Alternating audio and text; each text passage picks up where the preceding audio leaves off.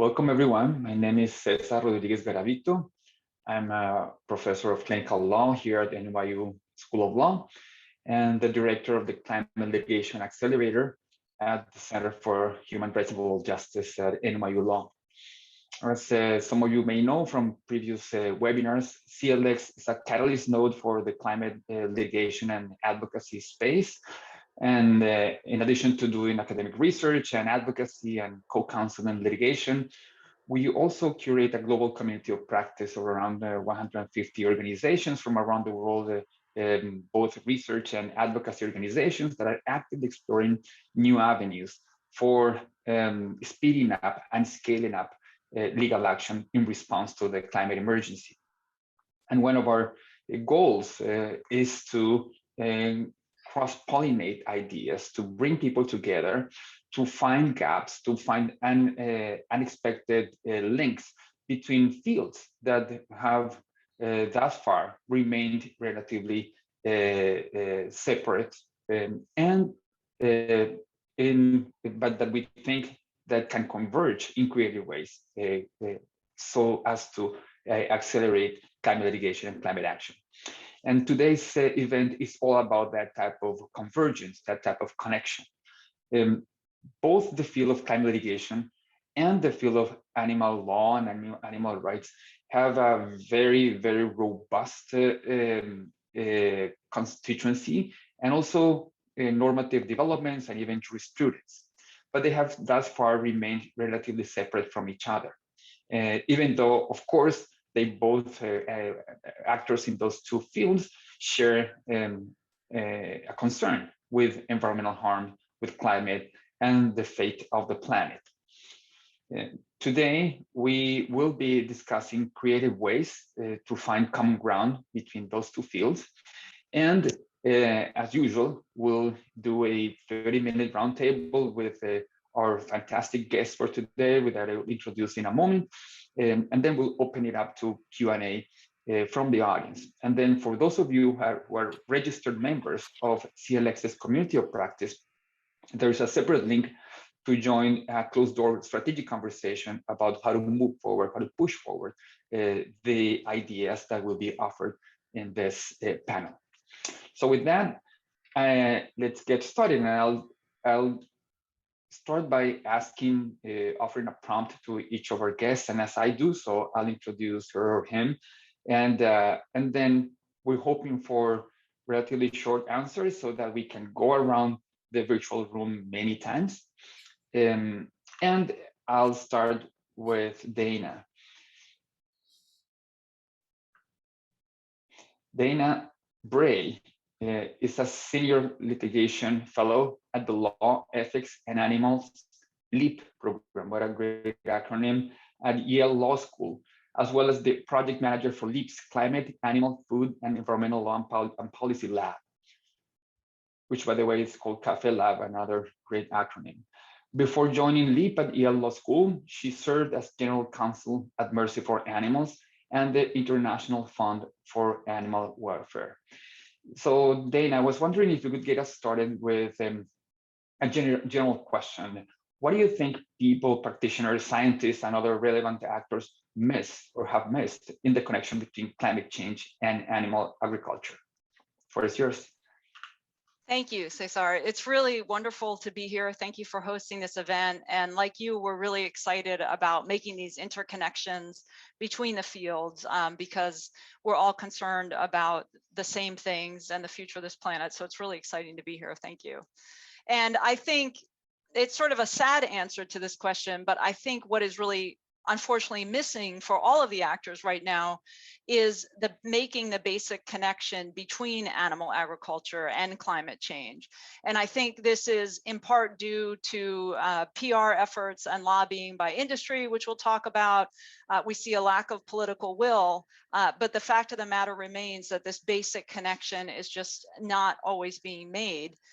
And just to sort of set the stage for our larger discussions here today, we are very focused societally on fossil fuels and on their contribution to climate change, as we should be. But even if fossil fuel use ended tomorrow, which we know is certainly not going to happen, greenhouse gas emissions from food production by themselves would make it impossible for us to meet the goal of limiting warming to 1.5 degrees Celsius above pre-industrial levels. And that's food production as a whole.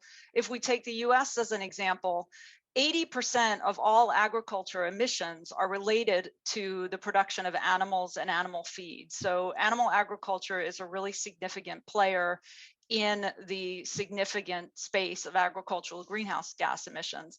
Looking globally, animal agriculture contributes at least 14.5% of all human-caused greenhouse gas emissions. And another way to think about this, if we took the greenhouse gas emissions of the world's top 5 largest emitting meat and dairy companies combined, those companies are emitting more greenhouse gases than ExxonMobil and significantly more greenhouse gases than Shell or BP. If we don't have dramatic cuts in emissions from meat and dairy, the chances of averting catastrophic climate change are very much in doubt.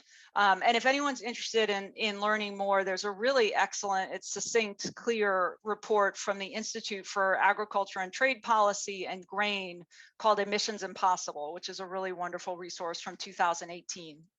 So I think that's just to set the stage. This is a major emitting industry. And for various reasons, it's not being reined in at all. And this is a critical time for the planet, and we can't ignore its role. Thank you, Dana, for that great opening, which really sets the stage in terms of the data and the importance of big ag, big food in climate harm, but also in potentially in climate solutions when climate activists and scholars and advocates hopefully take into account more systematically the emissions produced by these industries. One thing that I just wanted to add by way of a segue into the next question for John is that, of course, cattle ranching, for instance, is that drives deforestation is the biggest threat to the survival of some key ecosystems. CLX is actively working in the Amazon region, for instance, and we all know, some people may have seen the investigative report that came out in the New York Times yesterday about the deforestation associated with beef production and beef exports. And that in and of itself, because it's so located in a key ecosystem without which there is no chance of humanity staying under 2 degrees of global warming, let alone 1.5, should be a reason for huge concern and for innovation and proactivity in bringing together climate action and animal law and animal rights work. So with that, we'll turn it over to John to hopefully speak to a specific type of greenhouse gas, methane, that of course has been the subject of a lot of discussion recently. We just on the this webinar is being held right after COP, and one of the agreements that was announced at COP was an international agreement on the mitigation of methane emissions. So I was wondering, John, if you could walk us through the importance and the role of methane, and ideally of responses to methane emissions like the recent agreement, and how you see the connection between these two fields specifically in action against methane. And with, of course, I failed to introduce John, who is Jonathan Lovvorn, is a clinical lecturer in law and senior research scholar in law and faculty co-director of the Law, Ethics and Animals program, LEAP, at Yale Law School. Thank you, John. Thank you. John, and the floor is yours. Thanks, and thank you for putting this together. And I will try to be brief, although as Dana and Jennifer can attest, if I start talking about methane, it can be sometimes hard to get me to stop. But so the attention on methane is really exciting, but also really problematic for the reasons that Dana already set up. Just by way of background, and for some this will be real remedial, the reason why all the attention on methane is methane really differs from CO2 as a greenhouse gas. And for many years, there wasn't a lot of focus on methane because unlike CO2 that lasts in the environment for 100, 200,000 years, methane dissipates fairly quickly, 8 to 12 years. So for a long time, there was a feeling that, well, we don't really need to worry about that because we can shut off the spigot at any time. But as we've gotten further and further down the road without meaningful reductions in greenhouse gases, a lot of scientists and policymakers have realized, wow, we really are out of time. And so now methane goes from something that we might not focus on because it has a short window to something we really need to focus on as a stopgap to reduce the impacts of climate change while we hopefully bring on more robust solutions with regard to CO2. So we actually saw this at the end of the Obama administration. They started taking regulatory action to crack down on the major sources, or at least 2 out of 3 of the major sources of methane, so oil and gas development and landfills. And of course, there was nothing on animal ag at that time. And then we had this disastrous 4-year period, which we don't have to talk about here, where all that got rolled back and nothing really happened. And now we're back on this question of methane, but we seem to have still brought forward this invisible boundary around one of the major sources. And I was trying to find the right analogy this morning for what it means for the COP to have a methane agreement without anyone talking about animal ag or even food and leaving that out from the whole methane. And I think it goes like this: having a conference on regulating the internet where you don't talk about Instagram at all, and you don't talk about why you're not talking about Instagram, and then you come out of it with a plan to regulate everything but Instagram, but you don't talk about why. And that's really where we're at with methane and agriculture at the moment. And so this invisible boundary that we can't penetrate, that seems to transcend Republican or Democratic administration, this prior that animal ag and ag in general is going to live entirely in the voluntary space, and we're not really even going to think about counting it or measuring it, is a huge problem. And I'll just say one more thing, and then I'll pass the mic here. But there may have been a time where we could have gotten so effective and aggressive about fossil fuel transportation, energy, greenhouse gas emissions, that we could have left agriculture to do what it's going to do. But we've gone so far beyond that now that, as Dana mentioned, there's really no way to hit these targets without taking on agricultural methane. And there's no way to stave off the near-term effects we're trying to avoid without taking on agricultural methane. So this is why right now there's so much discussion around this particular greenhouse gas. Thank you, John. Very accessible introduction to an otherwise complicated topic, and I love the analogy there. I may use it in the future and encourage people to think of methane as the Instagram in the room, like no one's talking about it. And that is also a good segue. By the way, some participants are asking about the New York Times article that I mentioned, so I'm going to put the link in the chat here. So our third panelist is Jennifer Jacquet. She's a colleague here at NYU, and she's an associate professor of environmental studies, affiliated faculty at Stern School of Business, and affiliated faculty at the Center for Data Science. She's also deputy director of NYU's Center for Environmental and Animal Protection. Her research focuses on large cooperation dilemmas, especially overfishing, wildlife trafficking, and climate change, and policy options for addressing them. So Jennifer, there's a whole animal welfare angle to the topics that we are discussing here. There's a lot of enthusiasm also in the legal community, in some sectors of the policy community, and certainly in some social movements, like the youth movement, in advancing animal welfare and even animal rights and rights of nature frameworks. And in fact, the conference we're convening next year at CLX is precisely on rights of nature, partly at the demand and the request of our students, because there's a lot of energy around those ideas. So I was wondering if you could comment on how does the animal welfare legal framework go hand in hand with the efforts to reduce climate change? Thank you, and thank you for hosting this event. I think it already shows the benefits of cross-pollination, the willingness to speak about animal ag in this climate litigation accelerator context, because we haven't had a lot of cases about animal ag and climate change. So it's really exciting. And I see Doug Kaiser in the attendees, so I have to give him a shout out in terms of thinking really broadly about these ideas of attribution responsibility and the legal framework and how they may swiftly change in the Anthropocene. And to be honest, I think this is the thing that both of these issues, animal welfare and climate change, most share. I mean, you hear Jonathan saying, you know, we weren't paying that close attention to methane, and now we are because of swiftly changing social conditions. The background context changes. What we know is that animal agriculture accounts for 15% of emissions, or about 20% of anthropogenic warming right now.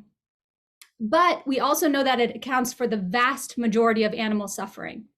And so this is where we see a synergy, obviously, between cases that may be, and constituents who may be most interested in one of those two issues coming together and having strength in numbers, because animal agriculture is on the agenda of effective altruists and animal rights and animal welfareists, but it's also now, again, increasingly on the agenda of climate scientists. So I think that's what is very exciting about this moment.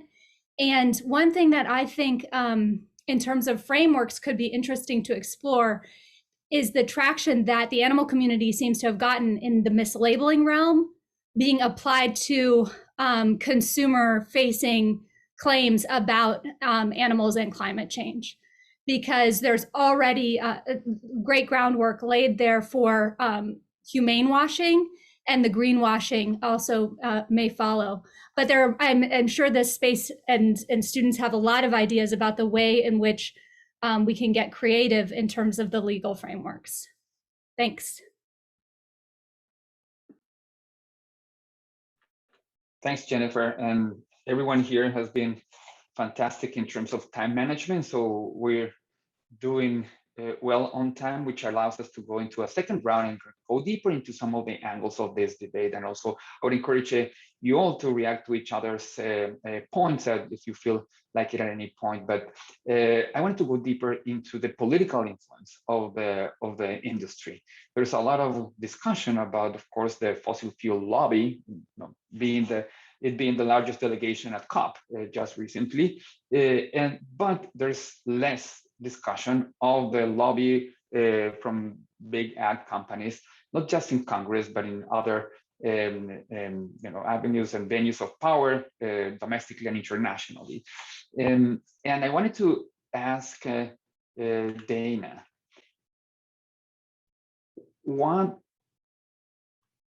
what type of impact do you see this political influence making in shaping agricultural and food law and policy in their favor, and to impede the efforts of public health advocates and environmentalists? Thank you, Cesar. It's a great question, and there's so many examples of how we see industry exerting influence. So you can look across a really wide variety of areas of law and policy.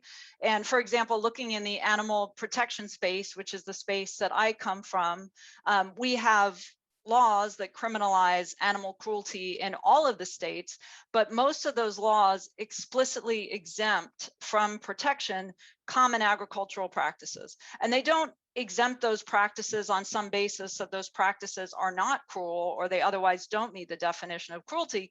They exempt them simply because they are common or typical in the agriculture industry. So that's an example of how we see them exerting their influence. In the environmental protection space, we see examples that are just as stark.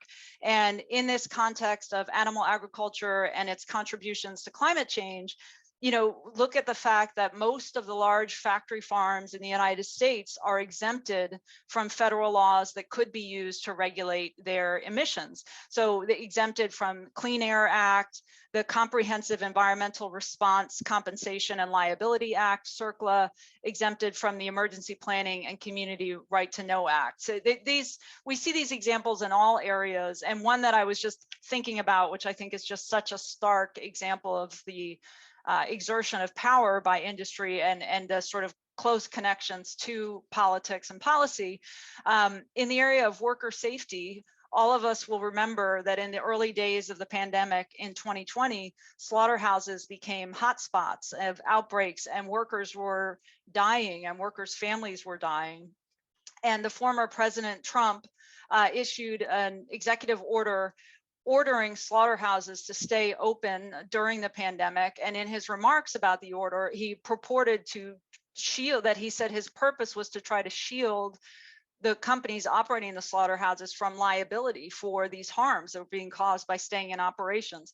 And later, a ProPublica investigation that obtained a lot of documents evidencing the close communications between animal agriculture industry and the administration found a draft executive order that had been sent by the North American Meat Institute to the president's office that bore striking similarities to the executive order that ultimately was entered by the president. And in all of those examples, we see special treatment of this industry, and it seems very clear whose interests are being protected by those policy decisions and those legal exemptions. And it's not the interests of the public or consumers or environment or animals. And I think that the sad part is that industry is just really far ahead of the general public on this, and they're building PR narratives about their emissions. They're being very strategic about what they consider a part of their emissions and what is being counted.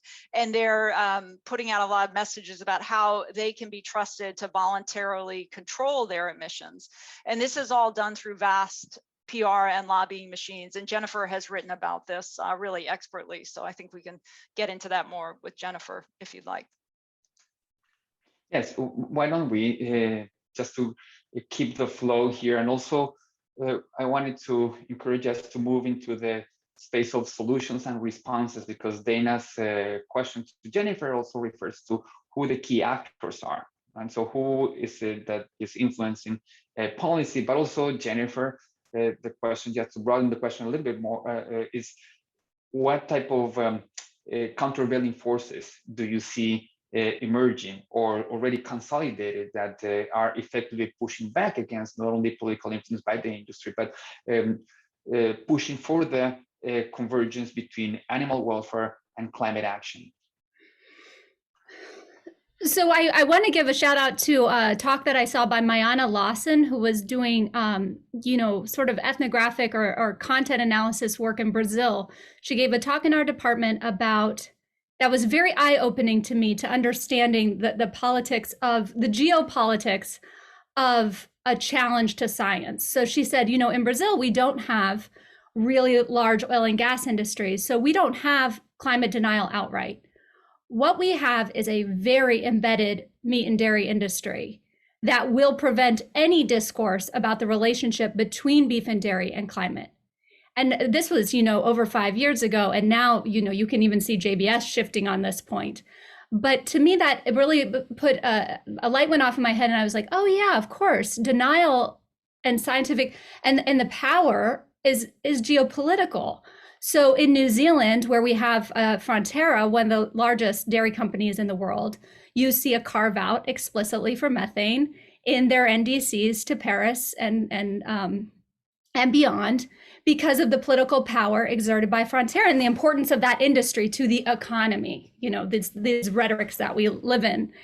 And actually reading through their, I think we've gotten so used to the pathologies of corporations in the US. Reading through their conversations between the government and Fonterra were very illuminating to me, because they were just sort of like, we really don't know what to do.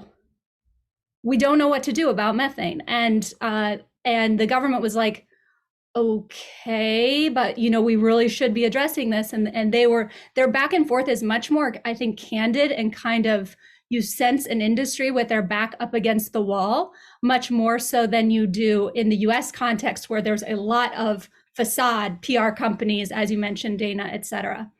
In part of our research found that in the US, where we looked at the top 10 meat and dairy companies, Tyson being among the largest, they're actually spending more, Tyson, as a percentage of revenue than ExxonMobil is on lobbying the US government.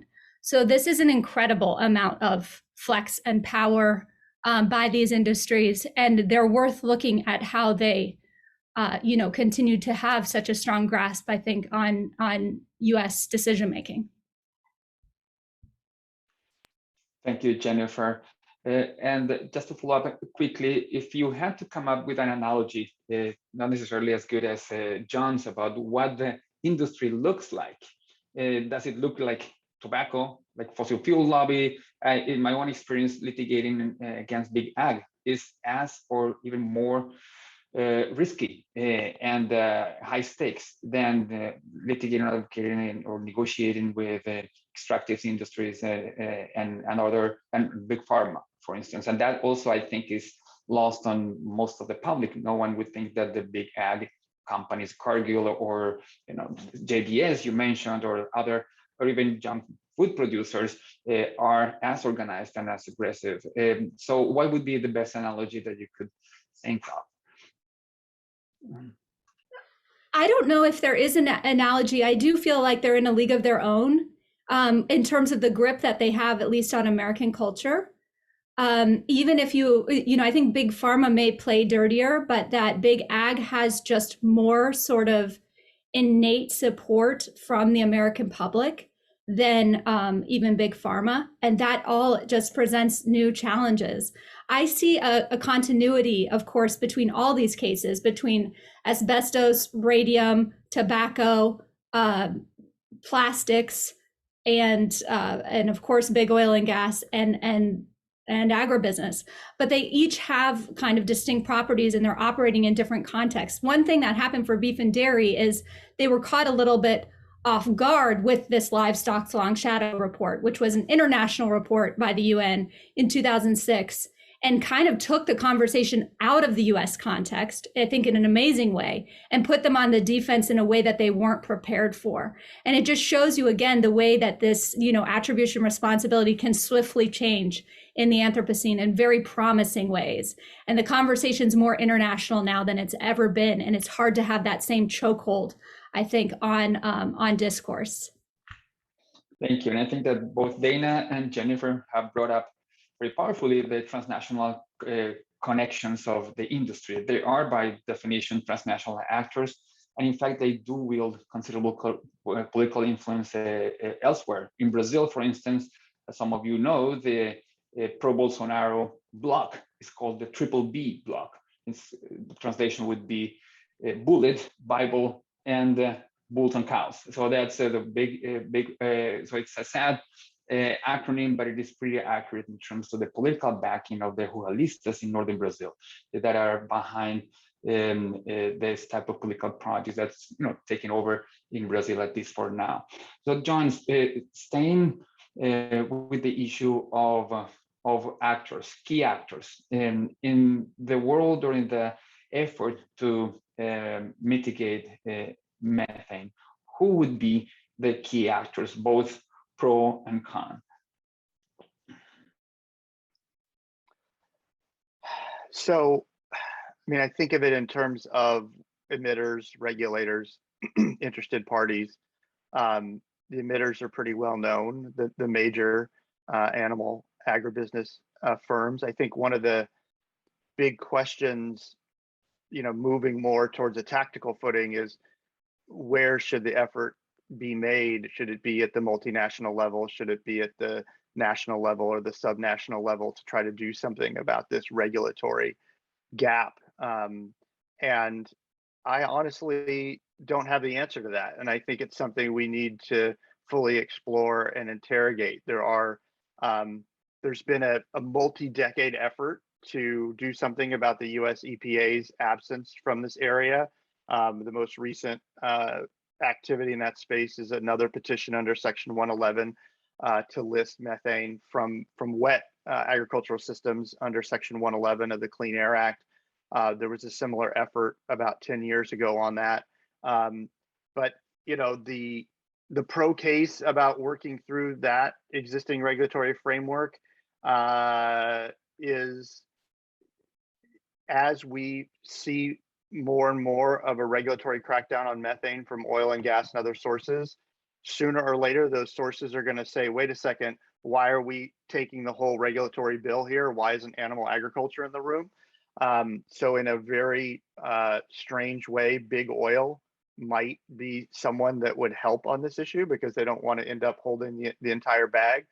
And there was a tiny little inkling of this when the Obama administration cracked down on oil and gas and landfill methane right before they left office. Big Ag launched and then quickly withdrew a campaign about how they weren't the biggest source of methane, that actually it was animal agriculture. So I think we'll see more traction in that space as the pressure builds around big oil. I think that desire for a proportionate liability will expand. I've never seen a CERCLA case where someone who was responsible for 1/3 of the damage just was completely ignored. The other defendants will pull them in sooner or later. So we may see some co-benefits from the crackdown on oil and gas into this particular space. Thank you, John. We're gonna move soon to the Q&A. So this will be the time for the audience to add their questions in the Q&A space in the chat room. But we're going to go through a quick final round and ask the three of you a question that Doug Kaiser, who's been mentioned a couple of times here, kindly formulated in the chat. And by the way, Doug has been crucial in bringing us together, but also it was an influential thinker in the establishment of CLX, because he has done path-breaking legal work on trying to push the torts law space and torts law framework beyond the current limits of the law to address climate change. CLX was established partially to do the same for human rights, push the boundaries of human rights so as to address the unique challenges of climate. And now we will also work with other frameworks other than human rights. So Doug is asking that because today is Dana's birthday, we would like to grant her a wish, but also we're going to be generous and extend the wish to grant the wish to all of you by asking her, what is the one policy that you'd like to see adopted immediately to govern the global animal agriculture industry? And we'll go to John and Jennifer and ask them the same with regards to the dream policy action in the space that you work in. Dana, and happy birthday. Thank you. Thank you. That's a wonderful question. And I often think of these questions in terms of, well, if I had a magic wand, you know, there are so many things that I would do versus what are the opportunities that are potentially realistically available to us on an incremental basis. So it's fun to think about these things. And if I had to pick one, and I think, you know, because we're focusing on climate today, I will think of what is the number one change to promote a healthy climate, because of course that's good for every living being and ecosystem on the planet. Based on based on what we've been saying here today, you see that animal agriculture is just not being regulated even at the level that fossil fuels is being regulated in terms of their greenhouse gas emissions. So this is a fairly modest wish, but could we not, you know, have our policymakers turn at least the same level of control and scrutiny and monitoring and reporting that is now being applied to try and rein in fossil fuels to animal agriculture. It seems like a very basic policy fix. And I want to share with everyone, Viveka Morris, who's the executive director of the LEAP program at Yale, had a wonderful opinion piece that ran on Monday in Politico. And it's called "The Cow-Shaped Hole in Biden's Methane Plan," which is very consistent with what John has been sharing with us today. And let's just at least look at these industries with the same lens that we're looking at the other major emitting industries. I think that's very common sense, and you would hope it would be something that's feasible. Thank you. Thank you, Dana. John, do you want to go next? Sure. Doug has a great skill at asking difficult, right? It's a simple question, but it's so difficult. I think if I had to go there, I would go for a principle, and I think I would choose one word, which is parity. I think over and over again, as Dana was alluding to, we see differential treatment of animal agriculture. And so what I'd like to see is whatever rules we're going to apply to other industries, we have parity with animal agriculture.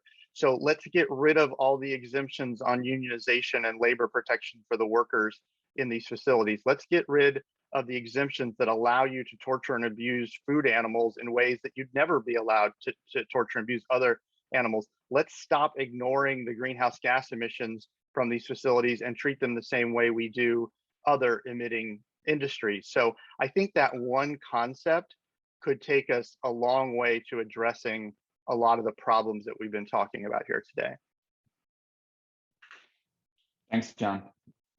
Great point. And Jennifer, do you want to wrap up with your wish list of one? Yeah, I mean, I'm not a lawyer, so I don't think practically at all. So if I was, I'd probably talk about subsidies or a meat tax or something like that. But I believe that the biggest wish that could come true for me is a moral revolution in the way that we relate to the planet. This would include a much more rights-based approach, I think, like the Universal Declaration of Human Rights that was so formative to at least this background framework for animal rights or the rights of nature, agreed to by all countries. And maybe as a small additional wish, you know, like just minor on the side, a corporate death penalty, which Doug knows that I'm in favor of, because it's very hard to see our way out of this not being the problems that we're facing with meat and dairy or with oil and gas not being systemic to a system that does reward short-term profits. All of this pushback makes great business sense to these companies. They are operating in exactly rational financial ways. And so without a fundamental change to that model, we will continue, regardless of whether or not we're talking about climate change or animal rights or water or plastics pollution, we will just continue to deal with this in a piecemeal fashion rather than in a holistic, systemic way. Thank you, Jennifer. That's a perfect segue into our last question from the audience. That we're doing very well with time, but we need to end at 45 past the hour, which is precisely, the question is precisely about the recognition of potential recognition of rights of animals, which has proceeded move forward in some jurisdictions through legislation or through constitutional provisions in some countries like Bolivia or Ecuador, or through court rulings. So this is a very lively debate that's picking up momentum and is being mainstreamed in various jurisdictions. So the question from Carolina Garrido is, can the recognition of the rights of animals help in advancing litigation and advocacy in general against big animal agriculture companies? And if so, how? Who would like to go first? I mean, it doesn't have to be necessarily Jennifer, but if you want to go first. You said that you're not a lawyer, of course, you're not a lawyer, but in my experience, those who believe in law but are not lawyers themselves end up believing in the power of lawyering a lot more than those of us who were trained in the law, because we know the shortcomings as well. And certainly the two ideas that you formulated are heavily based on laws of death penalty and rights. So you want to go first, Jennifer? Or, yeah.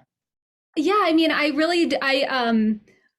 was trained in the Midwest as my upbringing, where we don't believe in institutions like the United Nations, and I've really, in my adult life, had to come to see for myself the value of these institutions, the value of the Universal Declaration of Human Rights as a norm-setting institution.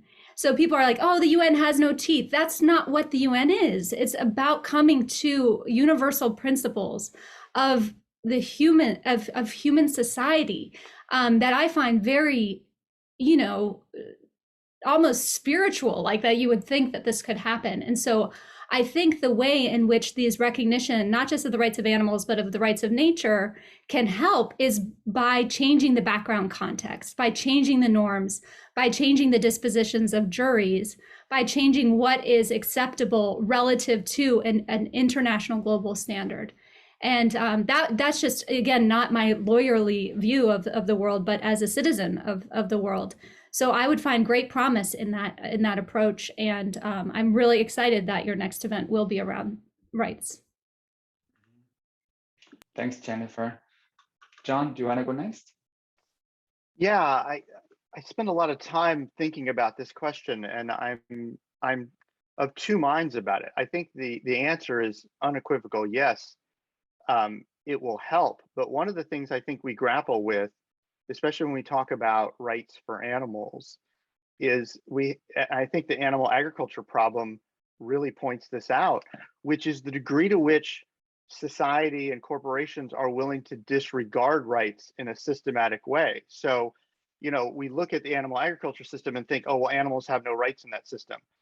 But it's amazing the degree to which society and corporations are willing to disregard the right holders in those systems, whether it's workers or communities or neighbors. So I think we need these declarations of rights, but we also need to take those rights seriously. And I think that if we just create more rights without doing something about the systematic denial of rights, and in particular human rights within that system, we're going to be in the same problem. So I would look at animal advocates and say, yes, we need to establish more rights, but you need to get involved in these battles to protect the right holders in these systems, the human rights going on and the violations, because creating that foundation where we're going to respect those rights and not trample them will carry over when we get more rights for animals. So rights in a vacuum isn't going to solve our problem.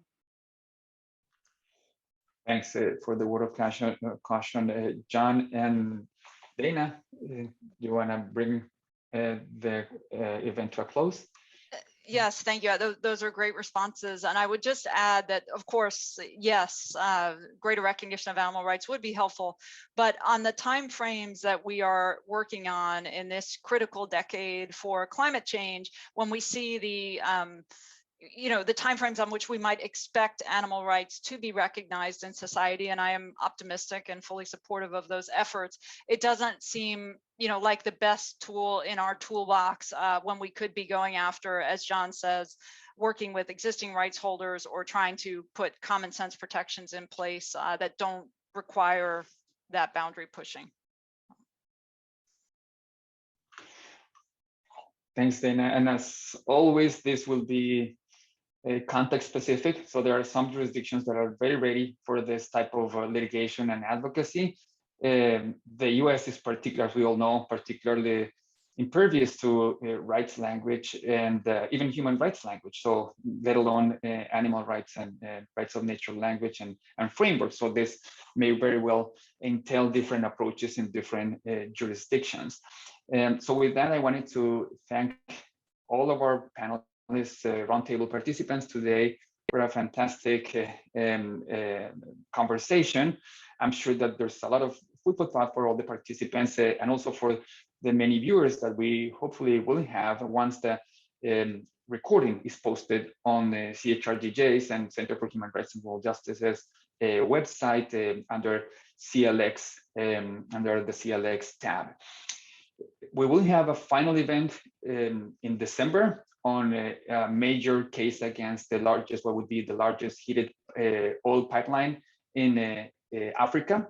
We will have the community activists, the scientists, and the lawyers who are litigating this important case at a crucial time. So by all means, you're all welcome to come back to our webinars. And if you're interested in registering and subscribing to our community of practice, please do reach out. The email is in the invite that you all received for this public event. And for those of you, including the panelists who will be staying for the closed door community of practice discussion, please use the separate link that was sent to you. And see you on the other side. And good day and good afternoon, good night, depending where you are. Thanks.